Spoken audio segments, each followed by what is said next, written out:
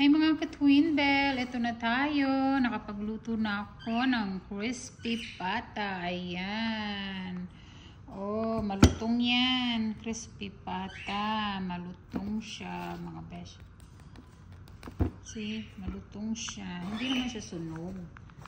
Malutong lang. Ito yung natira sa pinulutan kong gizzard, atay at saka gizzard. Ang sarap eh. Tiniram ko si Habi konti.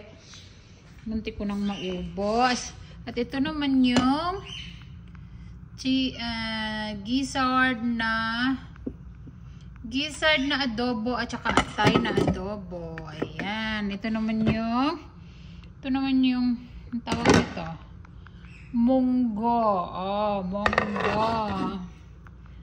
munggo siya na pata. Tapos ito naman yung seafood sinigang ni Habi. Nag-request si Habi ng seafood sinigang. Ito naman ang request ni Ethan. Pork sinigang naman sa kanya. Ayan. So, ang niluto ko ngayong putahe is 6 na putahe. Siyempre, mawawala ba yung rice? Ayan na yung rice.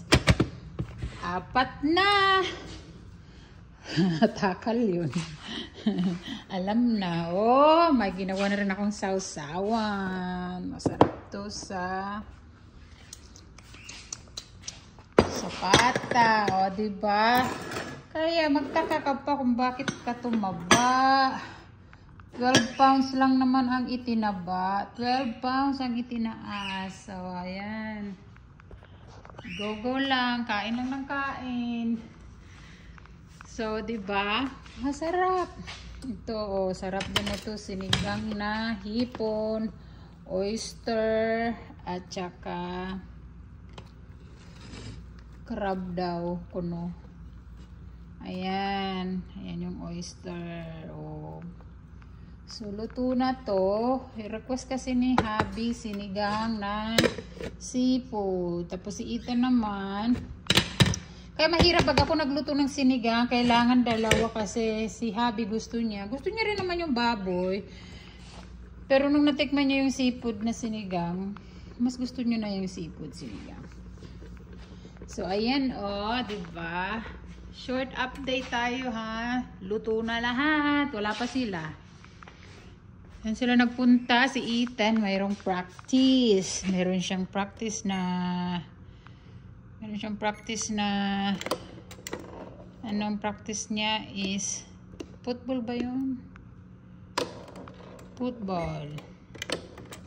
Sobrang init.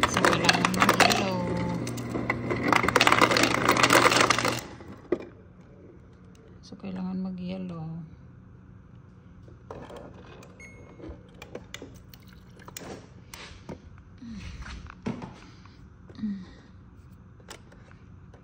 Meron inyo. And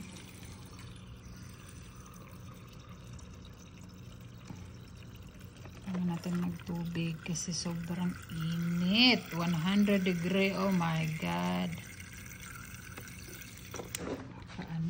Nakabaliw yung lamig.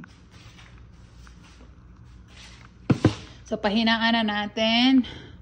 Ilaw na natin ito kasi para mainit pagdating nila. Hindi kasi agad-agad yung kakain, iinom pa yun.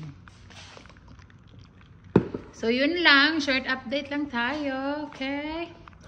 Have a good weekend. Oy, ang bilis, no? Pasok ka na ulit. Ganun talaga ang buhay. Ayan, oh. Short update lang tayo mga kabilat. Ngayon magtutupi na naman. After magluto, magtutupi ng nilabahan. Tapos magwalis. Ganun lang. Kahit day off, kumikilos pa rin. O, diba? Alright mga ka-twin bell. Bye. Thank you so much. Bye.